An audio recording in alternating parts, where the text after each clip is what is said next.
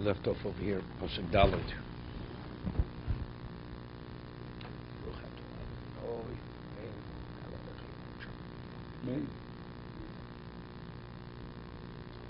V'yomer Moshe el kol adas b'nei Yisrael leimor.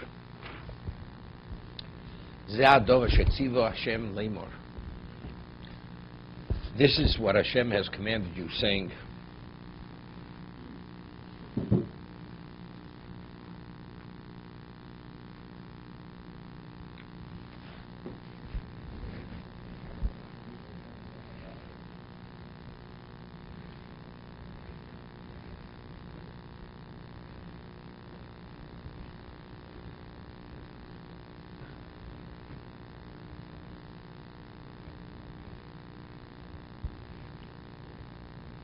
in a moment.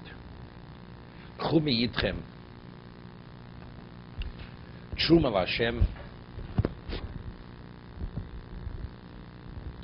First of all, what do we need? Mi yitchem. Truma Hashem. What is the yitchem? It's understood. I mean, there's a concept known as anything which is stolen, you're not permitted to take. Right? Mitzvah b'avera. So what does the yitchem add? I mean, the Gemara learns that mitzvah b'avera, it doesn't quote this pasuk. Chumi yitchem. Or the Gemara says korban agozul, if you steal an animal consecrated, why it's not valid? It's not based on this pasuk. Chu truma Hashem. What's the mi yitchem truma Hashem? Kol nediv libo.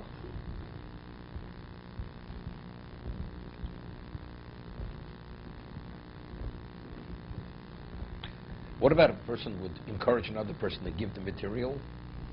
And we say, God la masi yosem and osa. Person who actually compels another person to a mitzvah, he's a greater beneficiary of that than the one who actually does the mitzvah. Because if not for that person's encouragement, he wouldn't have done it.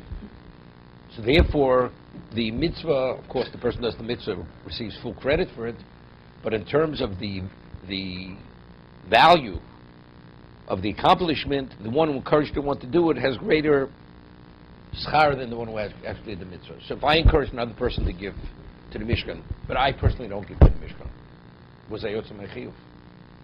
Or is the halacha that every person has to give of himself? There has to be a representation of each person in the Mishkan.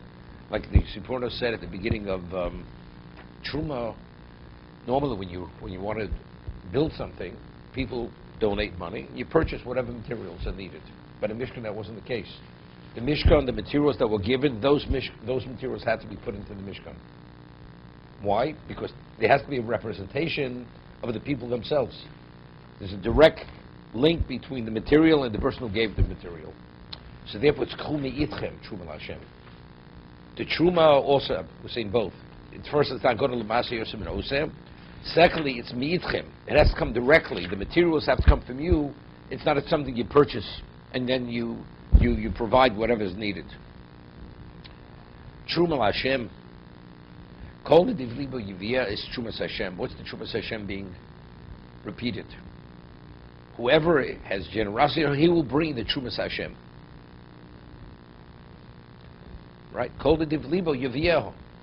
What's there have to reiterate is Chumash Hashem? Zov Ches v'Nechoshes.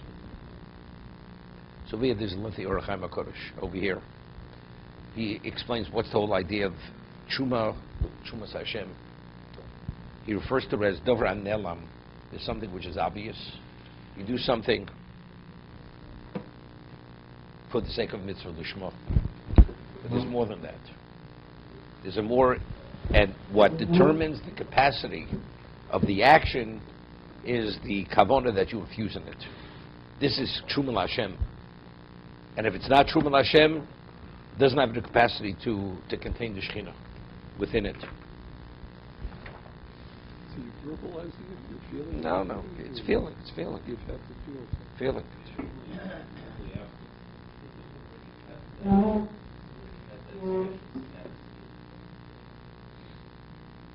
I mean, you still have to designate it as Truma. Yeah, but we're not even talking about Truma, tithing wheat. Right. This is it's a tithing. You're tithing of your assets over here for the Mishkan.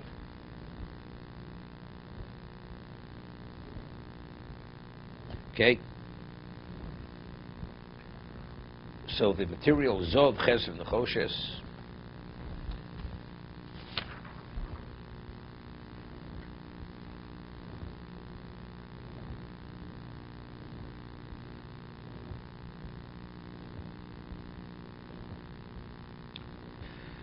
over here it's interesting. Baal Turim says it should say Yovi, Yevieho, right? Kol Nivli Yevi, it should Yovi, right?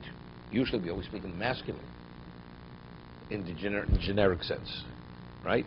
So it should say Kol Nivli Yevo, Yovi, Eis Chumas Hashem. What's Yevieho, Eis Chumas Hashem? Okay, so the Baal Turim says, El shebishvil shemdar b'medidas mishkan shebesvad tachshitei zov chesed. Which people gave their jewelry. It's not they had bullion. It was jewelry. Kli chesed hanoshim. So they would give of the women, of the wives, jewelry to the mishkan. Omer yivieho pirush shelo yovi mishal tachshit isha elo mertzona. She has to be agreeable to relinquish it. Husband, he can impose on his wife. I want you to give away your jewelry. It has to be from her goodwill. If she's not agreeable and you're compelling her to do it, Hashem says, I don't want it. It has to be Yivieho. That she's agreeable that it should be brought.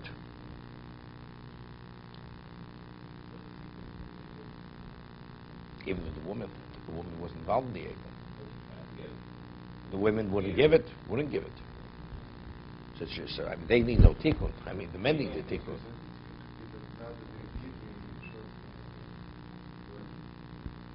If they're not at fault, the men are at fault. So them giving is what?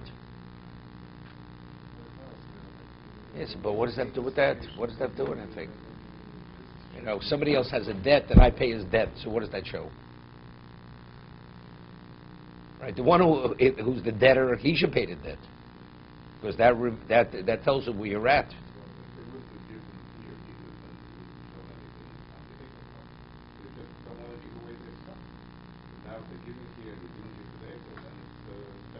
Okay, it's a Kiddush Hashem. Okay?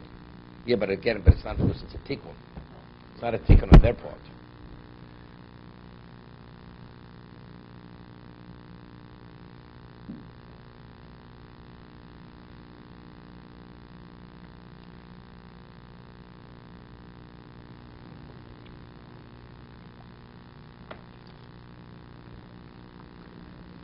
You know, the stories, you read these stories.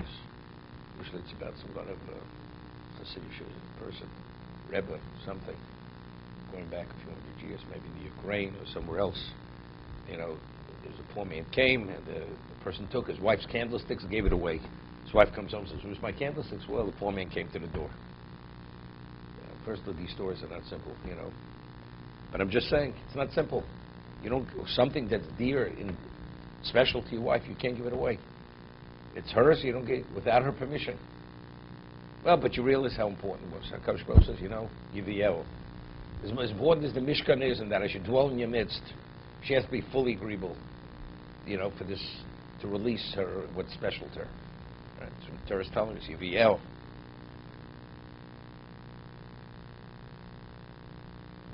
Okay, let's see the morale.